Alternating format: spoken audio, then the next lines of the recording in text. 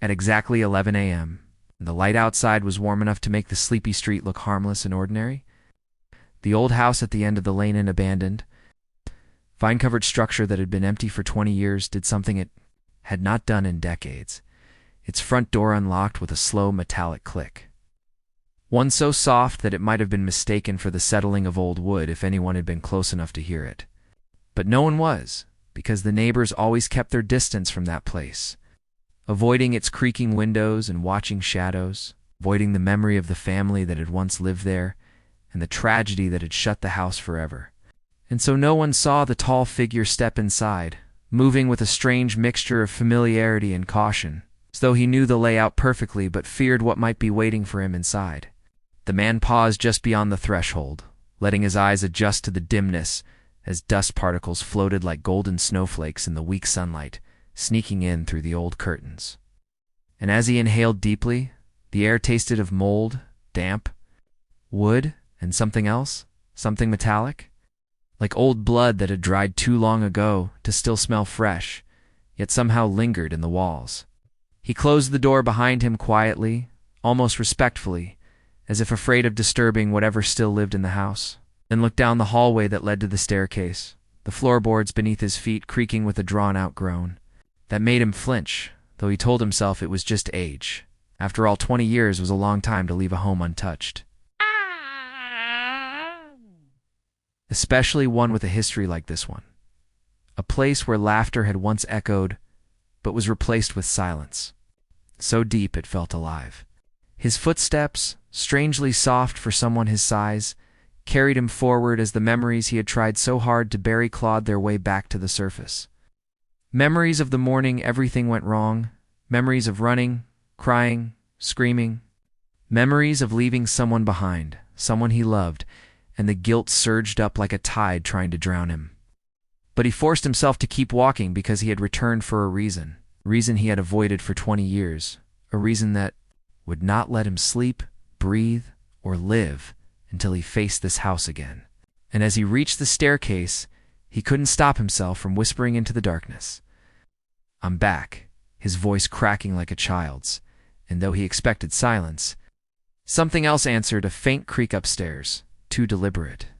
To be accidental, too quiet, to belong to a human, and for the first time since stepping inside, he felt truly afraid. His breath quickened as he stood frozen on the first wooden step, listening to the faint sound above, and a sensation he had forgotten one he used to feel every night as a child in this house crept down his spine, the feeling of being watched by something that did not blink, something that did not need eyes to see him. Still, he forced himself upward, gripping the railing, which felt colder than metal left outside in winter, despite the warm daylight pouring through cracks in the boarded windows. And as he ascended, each step groaned like it was warning him, begging him to turn back. But he couldn't, not after 2 decades of nightmares that had dragged him back here. Not after years of seeing her face every time he closed his eyes, her small hand reaching for him as he ran and never looked back. Guilt wrapped around his chest like a tightening rope, but he climbed anyway, his heart thudding loudly enough that he was certain it echoed through the empty halls. And then he reached the top of the stairs where the hallway stretched out in both directions, dust-coated, dim, and strangely warped, as if time had bent the angles of the walls. The pictures on the wall were still there, he realized with a cold shock. The same pictures his mother once arranged, so lovingly, family photos frozen in happier times, but something was wrong with them now. Ow. Every face had faded except his, leaving blank silhouettes where his family used to be, except for one frame at the end of the hallway. It's the one that contained the photo of his little sister. And that one was cracked down the middle, splintering straight through her eyes, as if the glass itself had tried to erase her. He moved closer, trembling, remembering how she used to giggle whenever he walked by, remembering how she'd tug at his sleeve, asking him to play, asking him not to leave her alone. And his throat tightened painfully because he had left her. Alone he had left her in this house the morning everything fell apart. The morning he ran while she screamed his name from the upstairs room, and now as he stared at her broken photograph, he felt the floor beneath him pulse softly, like a heartbeat rising from the wooden bones of the house. The air thickened, the stale smell of rot sharpening into something wet, something freshly disturbed, and he took a small step backward as the temperature dropped further.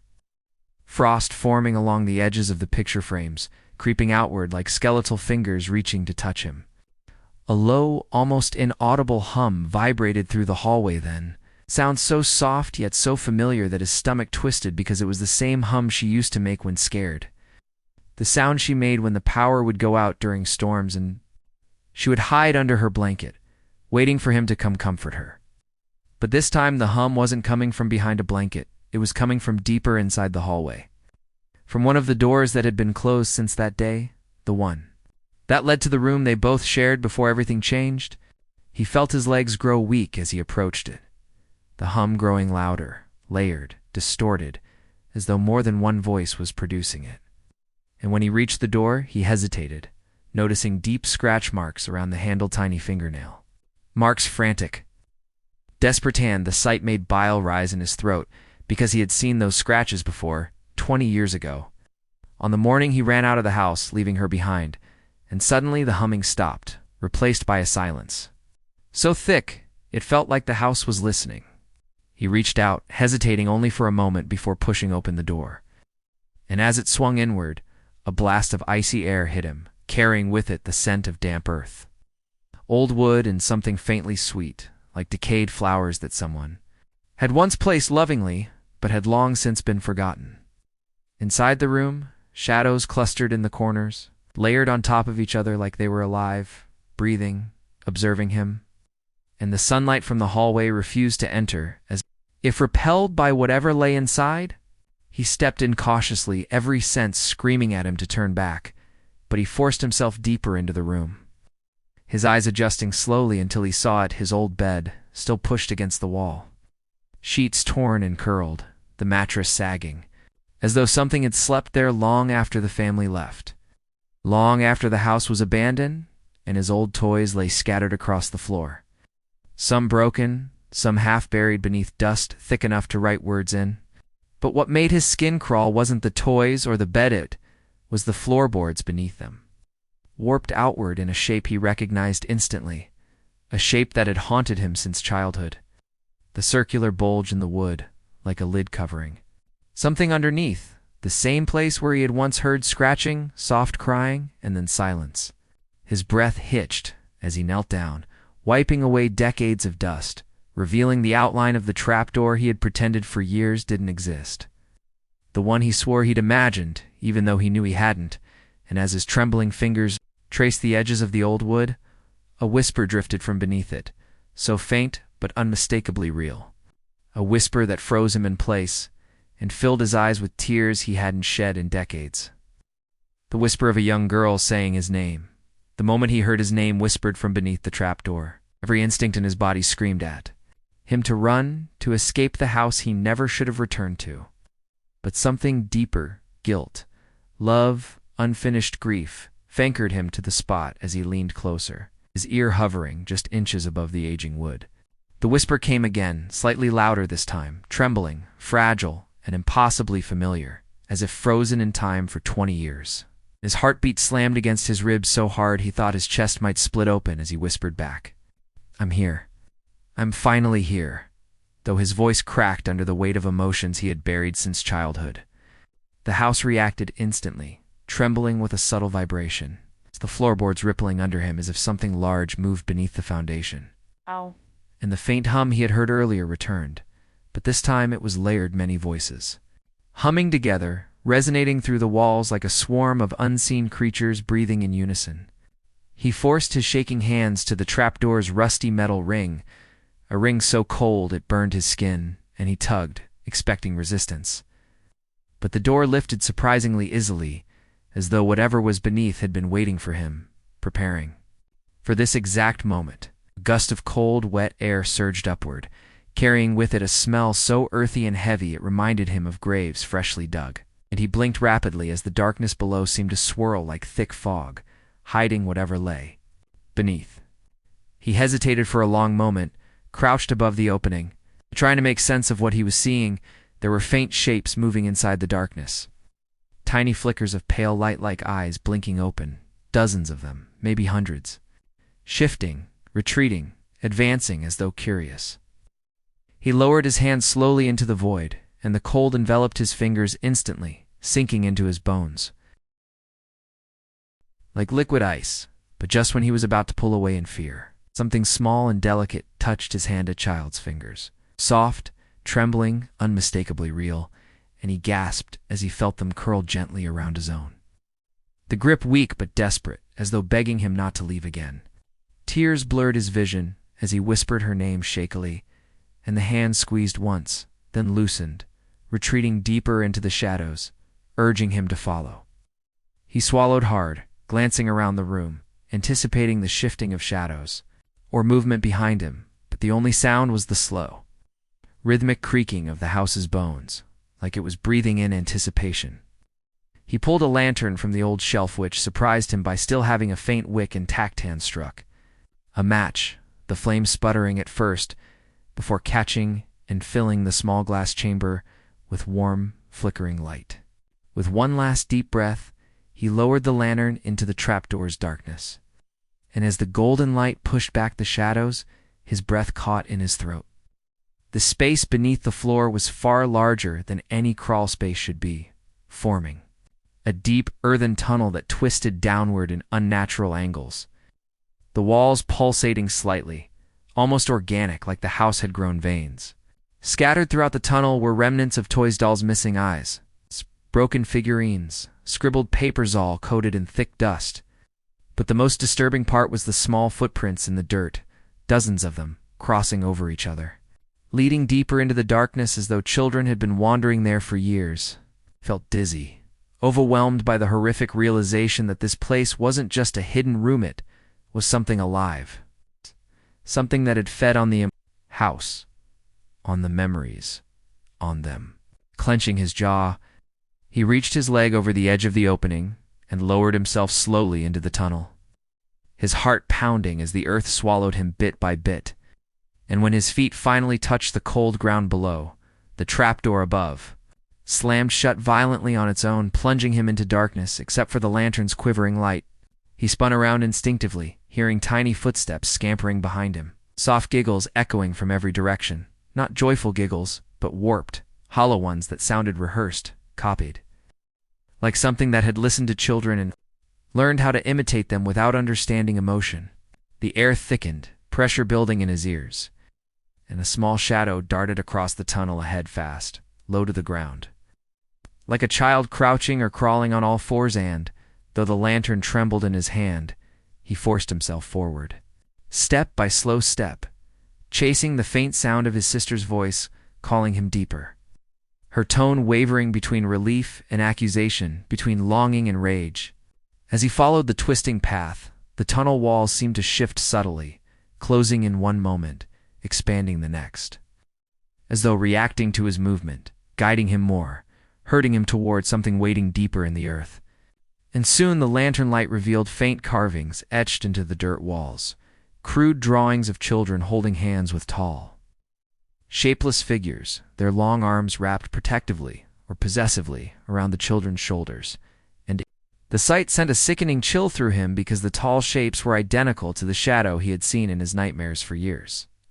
The same one he had pretended wasn't real.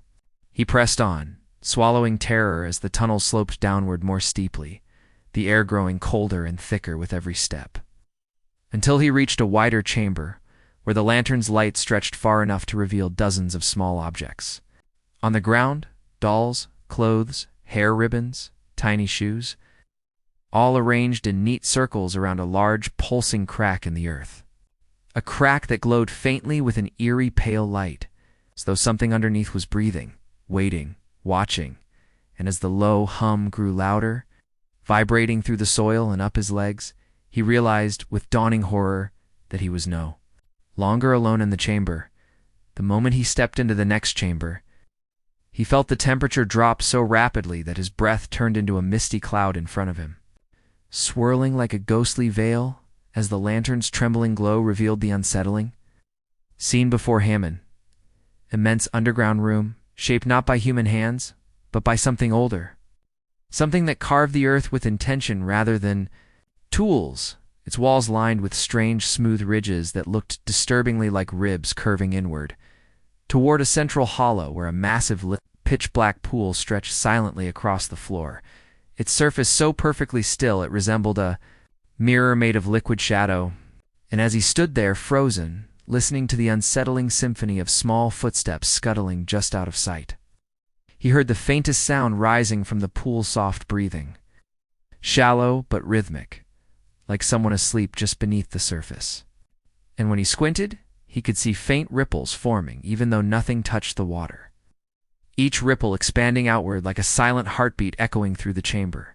He took one cautious step forward, lantern shaking in his grip, and the moment the light edged closer to the pool, the shadows in the water recoiled slightly, shifting in a wave-like motion that made the hairs on his neck stand straight, and then without warning, something small darted past his ankle, brushing against his leg with a cold, fragile touch, causing him to gasp and whirl around, only to catch a glimpse of a tiny silhouette crawling rapidly up the chamber wall before vanishing into a narrow crack as though the earth swallowed it whole. He spun back toward the pool, chest rising and falling too fast, forcing himself to breathe as he whispered his sister's name again, hoping desperately for another response. But instead of her voice, something else answered.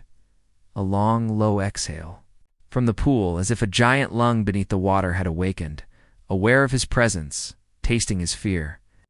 He backed up instinctively, but the earth seemed to shift behind him, the tunnel he had entered shrinking slightly, funneling him toward. The pool, like the house itself or whatever it had become, wanted him to approach, wanted him to witness something he had run from all his life. He raised the lantern higher, scanning the walls, and that was when he saw them teeny handprints smeared across the ridges.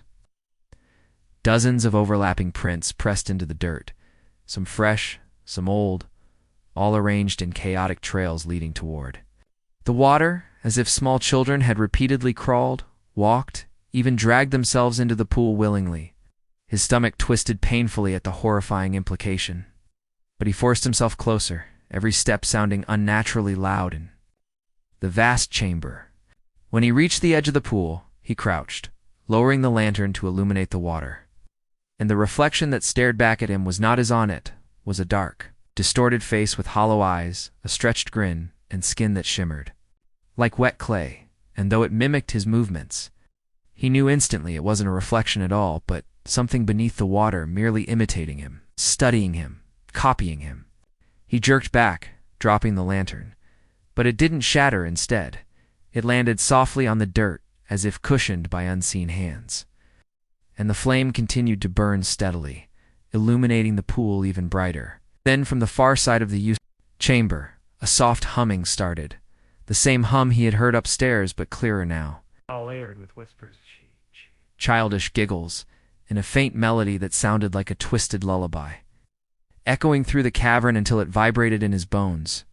The ground beneath him pulsed in time with the humming, and suddenly the pool began to stir, its surface rippling outward in slow, concentric circles, as if something enormous was rising from the depths, something that had waited too long for him to return. His instincts screamed for him to run, to escape this place before it fully awakened, but just as he turned toward the shrinking tunnel entrance, he heard her voice, soft, trembling, echoing out of the pool behind him, saying his name in the same tone she used the last time he saw her, moments before he had abandoned her all those years ago, and the sound froze him completely, pinning him between terror and guilt, between instinct and obligation, between the living world and the nightmare that had grown beneath this house since the day he fled. He froze where he stood, suspended between the echo of his sister's trembling voice and the monstrous stillness of the cavern around him, feeling as though time itself had tightened into a noose around his throat, squeezing until every breath hurt. The pool behind him shivered with tiny waves that seemed to pulse in rhythm with her calling, each ripple spelling out an invitation he wasn't sure he was strong enough to refuse. And as he turned slowly toward the water, the lantern's faint glow stretched across the surface like a trembling golden thread, revealing the blurred outline of a small figure standing waist-deep in the black liquid, her hair dripping, her head tilted, her eyes hollow yet impossibly familiar. And for a split second his knees buckled because her silhouette was exactly as he remembered from the day she vanished, small, fragile, dressed in the same pale dress she had worn that morning, except now it clung wetly to her thin form as though it had grown into her skin. He took a shaky step forward, whispering her name again, softer this time, as though afraid of scaring her away, but the figure didn't move, didn't blink, didn't even sway with the ripples around her and the unnatural stillness of her. Posture made his stomach twist because it felt staged, rehearsed, as if she wasn't standing in the water by choice, but being held there by something beneath the surface. The humming in the chamber grew louder, rising in pitch, until it trembled through his bones like a warning or a welcome. And suddenly dozens of tiny shadows darted across the walls, crawling like insects toward the pool, disappearing into cracks. Too small for anything human to squeeze through, their giggles echoing in shrill bursts that made his skin crawl. He forced himself to focus on her. On the girl who might be his sister or might be something wearing her shape, and every instinct screamed both go to her and run from her, the conflicting impulses tearing at him violently until he clenched his fists to steady himself, grounding his mind against the overwhelming flood of memory and emotion. He stepped closer to the pool edge, the dirt turning damp beneath his boots, and the moment he leaned forward, the figure finally moved, its head twisting with a slow, unnatural jerk, far too stiff, as though the neck had forgotten how to turn. And the sound of the bones shifting in that motion echoed like snapping twigs across the cavern. Her eyes, once bright and full of life, were now deep, reflective voids that swallowed the lantern light without giving any back. And when she opened her mouth, no breath came out, no warmth, only a soft, broken sound like water dripping onto cold stone, a sound that grew into words' name, repeated again and again. But wrong. Each repetition colder, more hollow, like a recording degrading with every playback. Panic clawed up his throat, but he forced himself to stay, to listen, because part of him needed this to be real. Needed her to be alive after all these years. Needed the closure he had been running from since he was a child. He crouched by the edge, reaching a trembling hand toward her. And for a moment her small, wet fingers emerged from the water, slowly lifting as if to meet his, but just as their fingertips were about to touch, the surface of the pool lurched. Violently, something huge shifted beneath the black water, sending a wave crashing outward that soaked the dirt around him and splattered onto his clothes, freezing his skin instantly. She jerked, pulled suddenly downward as if a force had wrapped around her legs, dragging her deeper, her eyes widening, not in fear but in a silent plea. A plea that stabbed through him like a blade, and before he could react, her entire body was yanked beneath the surface with terrifying speed, vanishing into the darkness below with a muffled splash that sounded almost like a gasp. He lunged forward instinctively, plunging his arm elbow-deep into the freezing water, reaching for her, searching blindly as shadows twisted around his submerged hand like living ropes, tightening around his wrist, pulling him deeper, and for a horrifying moment, he felt small hands grabbing at his skin, not one pair, but many dozens of icy fingers gripping his arm. His sleeve, his hand, pulling, tugging, begging, demanding. He tried to pull back, but the unseen hands fought against him with surprising strength, and as he yanked harder, the water churned violently, the humming in the chamber rising into a distorted shriek as though the entire cavern were screaming at him, and when he finally tore his arm free, he fell backwards onto the dirt, gasping, dripping, staring at the pool in horror as the water stilled again instantly, smooth as glass, showing no trace of the chaos beneath. His chest heaved, his mind spiraling with dread and disbelief.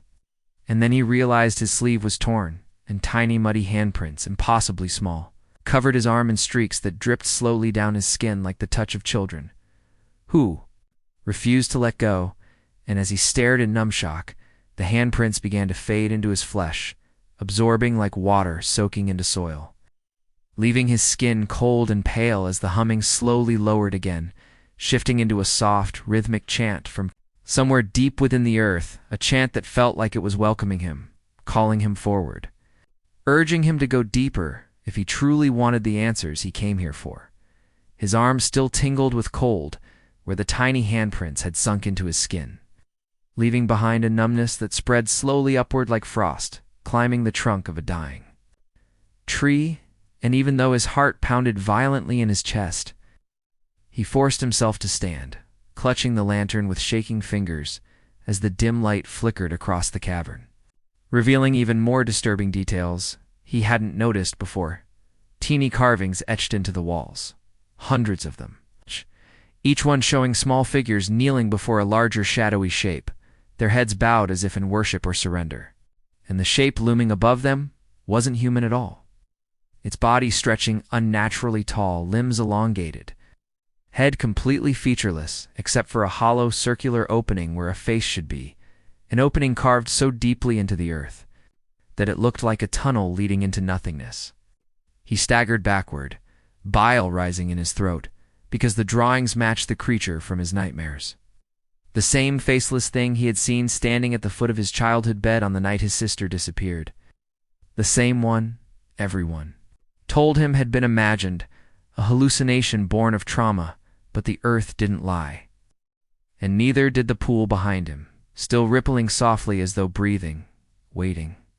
He took a step toward the opposite side of the chamber, where a narrow passage stretched into darkness. Its entrance shaped almost perfectly like the silhouette of a door, though no door had ever stood there, and as he hesitated, the whispering returned not from the pool this time, but from the tunnel ahead, dozens of tiny voices layered together, calling his name with eerie synchronization, their tones rising and falling like a choir that had learned only one word, come. He swallowed hard, tightening his grip on the lantern, telling himself he wasn't going deeper out of recklessness or curiosity, but because he had no choice. Now his sister's voice, real or not, had become an anchor pulling him forward, a promise or a trap he needed to face. The ground sloped downward into the new passage, the walls narrowing so sharply that his shoulders brushed against the dirt as he squeezed through. And the deeper he descended, the louder the whispering grew, rising from soft murmurs to distinct pleas, then two excited giggles that danced along the tunnel like cold fingers brushing his spine. And every so often he saw small shapes dart across his path, their movement too fast to fully register, but he could hear them breathing high, shallow breaths that echoed in the tight space, closing in around him. He pushed forward, forcing himself not to turn around even when he felt something tug at the back of his jacket, small insistent pull like a child trying to get his attention, and he whispered shakily into the darkness, not yet. Please. Not yet, as if negotiating with whatever followed him. The tunnel opened suddenly into a long, slanted corridor, supported by crooked wooden beams that looked decades old, their surfaces cracked and rotting but strangely warm to the touch. When he brushed his hand against them, as though something inside the wood was alive and pulsating, faint red markings stained the beams, symbols, spirals, handprints, lines that didn't make sense until he stepped back and saw that they were interconnected, forming one giant shape stretching across the corridor, a shape resembling an eye staring outward with jagged lines radiating like veins. And the sight made his stomach twist violently because the eye wasn't staring at him, it was staring past him. Deeper into the tunnels, watching something he couldn't see, the corridor swayed slightly as if breathing, its heartbeat thumping through the wooden beams, and he hurried down the slanted path, trying to ignore the growing pressure in his ears and the faint cracking sounds coming from behind him, like small bones snapping underfoot. The tunnel twisted again, this time opening into a smaller chamber lit by a pale blue glow emanating from the walls themselves. A glow that revealed dozens of drawings made in chalk childish sketches showing a house, a family, two children playing, then the tall, faceless figure standing behind them. Creeping closer, frame by frame, like a monster in a flipbook animation, till the final drawing depicted only one child remaining, the other replaced by a smear of dark chalk that dripped downward like melting ink, approached the drawing slowly, running his trembling hands over the chalk lines, his throat tightening as he recognized the face as his own, and his sister's captured in childish innocence, frozen just before the day everything went wrong. He stumbled back, squeezing his eyes shut as guilt overwhelmed him, the memory of that morning crashing through his mind like a violent tide, the argument, the scream, the moment he let go of her hand when he shouldn't have. The moment he ran instead of staying. the moment he knew he failed her. The chamber pulsed with a low hum again, and when he opened his eyes, he saw something new on the wall, fresh chalk marks forming slowly, as though an invisible hand were drawing before him, sketching a new image. A tall figure entering the house at 11 a.m., followed by a small, shaking line meant to represent him, and a spiraling path leading downward. To here?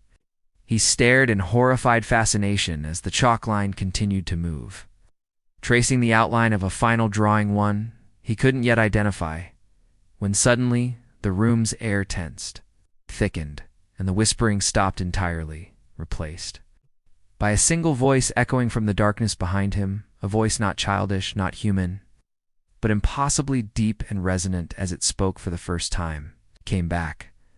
The voice echoed through the chamber with such immense weight that every bone in his body vibrated, as if the sound itself were alive and pushing into him, filling the tight space with a presence far bigger than anything human. And as he turned slowly toward the tunnel behind him, the pale blue glow on the walls flickered like candlelight in a storm, casting unstable shadows that stretched, curled, and twisted into shapes that didn't match anything he recognized. Shapes with elongated limbs and hollow centers that seemed to watch him from every angle. The voice spoke again, this time softer, closer, as though it had moved without footsteps, without breath, simply appearing behind him like a thought given form. And when the sound brushed against the back of his neck, cold as stone, he felt his knees weaken under the crushing instinct to flee, but the tunnel behind him had already changed. The narrow passage shifting in impossible ways, its walls curving inward and folding like living flesh, sealing itself into a smooth, seamless surface that blocked any hope of escape. Trembling, he lifted the lantern, though the flame now flickered weakly, as if struggling to stay lit in the presence of something ancient and foul. At its fading glow revealed a silhouette emerging from the deeper shadows of the chamber. Towering shape that seemed to grow taller the longer he stared at it. Its limbs sliding into view like long vines dripping with viscous black fluid. And at its center was the same hollow opening where a face should have been. A perfect circular void that reflected no light, no movement, nothing except the unbearable. The sense that something inside the darkness was looking back at him, studying him with an intelligence far older than the house itself.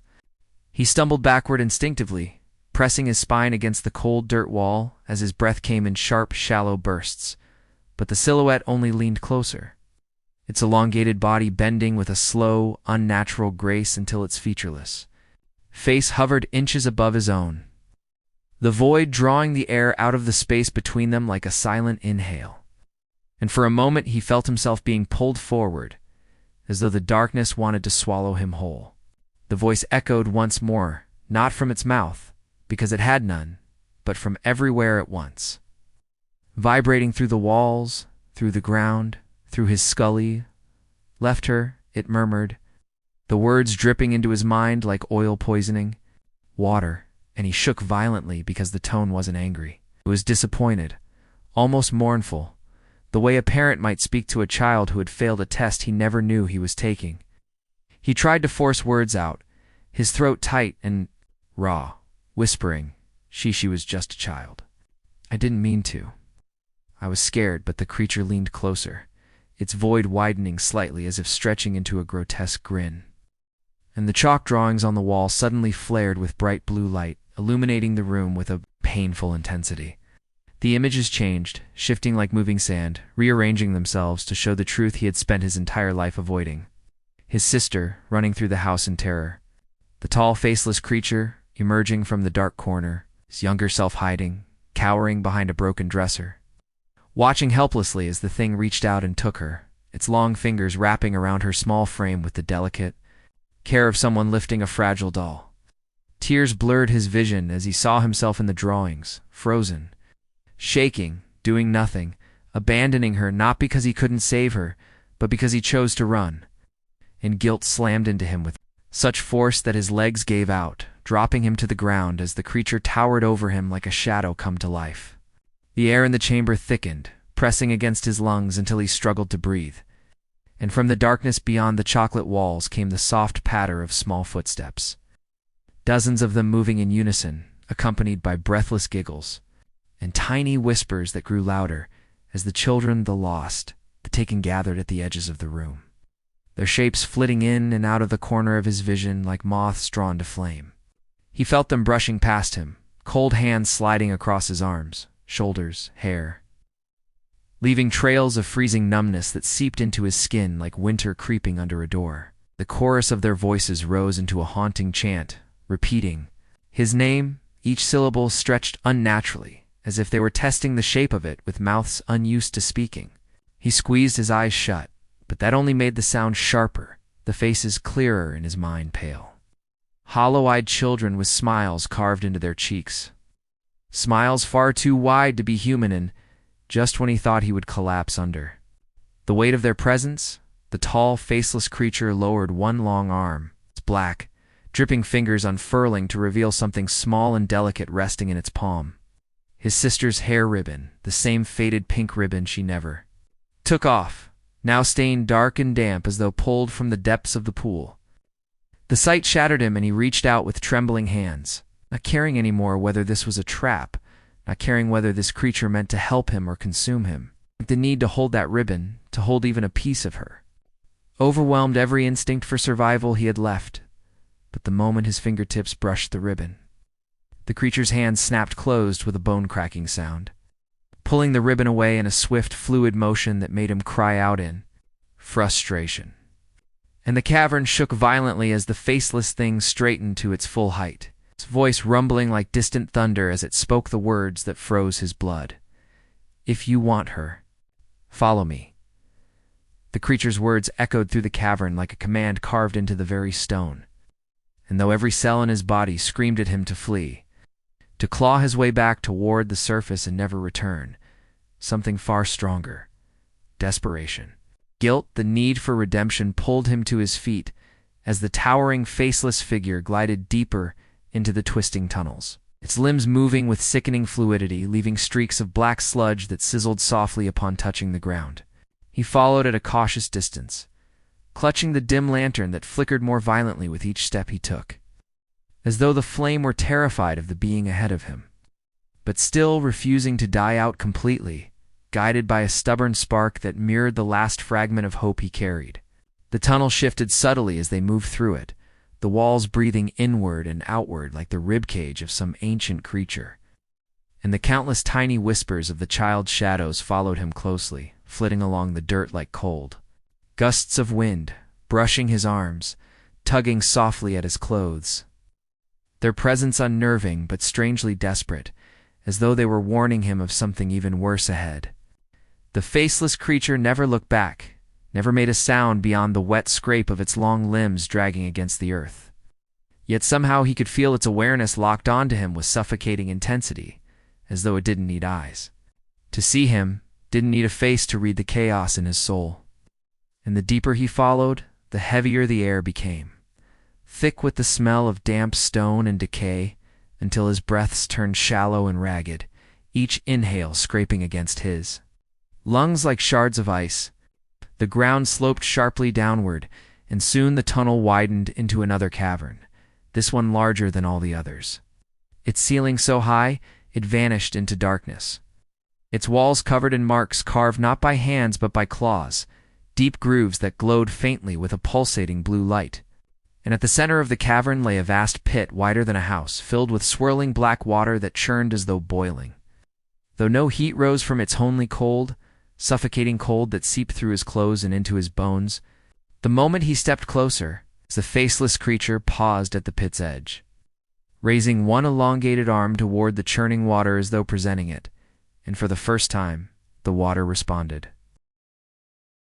Not with ripples or waves, but with shapes rising from its depths, pale, translucent forms that took on the silhouettes of small children. Dozens of them, each face blank, each form half solid and half liquid, flickering like dying flames, and the sight stole the breath from his lungs as he realized these were not illusions, but memories' echoes of the children consumed by this place, trapped between existence and oblivion. The ghostly shapes drifted around the pit, their hollow gazes fixed on him, their mouths opening and closing without sound, as if silently pleading for release. And he felt his legs weaken as the faceless creature lowered its head toward the pit, causing the water to tremble violently before parting down the middle like a living curtain, revealing a staircase carved from black stone that spiraled into the abyss below. Its steps glistening with moisture, its descent swallowing light, like a wound in the world. His heart pounded as the creature gestured for him to follow, its long fingers curling inward with dreadful patience, and he whispered into the freezing cavern, "Where is she? Where is my sister?" But instead of an answer, a single voice rose from the depths of the pit, fragile yet achingly familiar, trembling with pain and longing. "I'm here. Please don't leave me again." And the sound hit him like a blade, slicing through every wall of fear he had left, every excuse he'd used to hide from the truth, leaving behind only raw determination and the unbearable ache of 20 years of guilt. He stepped toward the staircase, despite the pit's sickening pull, gripping the lantern tightly as 1,000 tiny hands seemed to brush past his ankles, guiding him, urging him forward, and with one final breath that tasted of earth and sorrow, he placed his foot on the first step, feeling the entire cavern hold its breath as he descended into the darkness where his faith and hers awaited. He descended step after step into the spiraling abyss, the lantern's trembling glow barely clinging to life as the darkness thickened around him. Swallowing sound, swallowing sanity, swallowing every ounce of warmth left in his bones, until the cavern above disappeared completely in all. That remained was the suffocating silence broken only by the faint echo of dripping water somewhere below. The deeper he went, the more distorted the air became, vibrating with low frequencies that made his teeth ache. And the wet stone walls seemed to pulse with slow, rhythmic contractions like the inside of a colossal beast, alive and patient. Didn't know how long he'd been walking, minutes, hours, maybe days, because time had lost all meaning. But then, when his lantern finally flickered its last breath and died, plunging him into absolute blackness, a faint blue glow ignited. At the bottom of the stairs, soft as moonlight, guiding him like a distant lighthouse. He hurried toward it, desperate, stumbling until he reached the final step. And as he stepped onto the floor of the lowest chamber, a vast circular cavern opened before him, illuminated by a pale dome of bioluminescent veins crawling through. The ceiling, their light cold and shimmering like starlight filtered through water.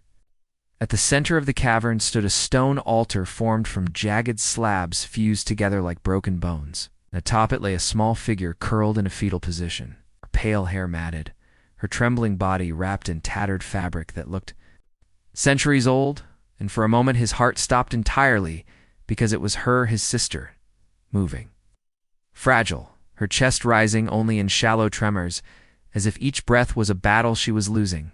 He ran toward her, voice cracking as he screamed her name, but before he could reach the altar, the faceless creature materialized from the shadows to block his path, towering limbs draped down like dripping branches, its void-like face swirling, with an impossible depth that made his vision blur. He screamed at the creature, begged it, cursed it, pleaded with it to let him pass, tears streaming down his face in raw desperation, but the creature simply tilted its head slowly as though weighing the worth of his pain, and then, in a voice that seemed to echo from the rock itself, it uttered, "A life taken, a life offered." The cavern shook violently, veins in the walls pulsing like the beat of a massive heart, and he realized with sickening clarity what it meant this creature had not stolen her. It had kept her alive, suspended between worlds, feeding off her terror, her loneliness, her fading hope for 20 years. And in return, it required a replacement, an offering, someone to take her place. He staggered back, shaking his head, whispering, "No. No, take me both. Take my life. Take anything. Just let her go." But the creature extended one long finger toward the altar, and for the first time, his sister's eyes opened faint. Hollow, unfocused, but undeniably enlivened, she whispered, "Please, don't let it take me again." In a voice so broken it tore him apart. Without thinking, without hesitation, he rushed forward, placing himself between her and the creature, arms spread wide as if his fragile human frame could protect her from something ancient and monstrous. And he screamed, "Take me!" as his voice echoed against the trembling walls. The creature paused, its shadowy limbs swaying. And then the cavern fell silent. Silence so heavy it crushed the air out of his lungs before the creature reached out, its massive hand enveloping, his head cold seeping instantly into his skull like liquid ice, pulling memories, pain, guilt, every emotion he ever buried, ripping them out in one violent motion, convulsed, collapsing to his knees, but he didn't fight, didn't resist. Because this was always how the story was meant to end. One of them had to stay, and it was never going to be her again. The creature lifted him effortlessly, its void expanding, stretching into a swirling vortex of darkness as it absorbed him, pulling him into a place beyond worlds, beyond time, a place without sound, without breath, without self, and the instant he vanished, the cavern's glow flickered, the stone altar trembled, and his sister's frail body suddenly gasped as if awakening from a nightmare she'd been trapped in for decades. The faceless creature slowly lowered her to the ground with unexpected gentleness, its limbs folding inward as though satisfied, fulfilled, complete, and for the first time. It spoke not in thunderous echoes, but in a whisper almost soft, a debt repaid. The cavern walls split open, revealing a narrow, ascending path flooded with bright morning light.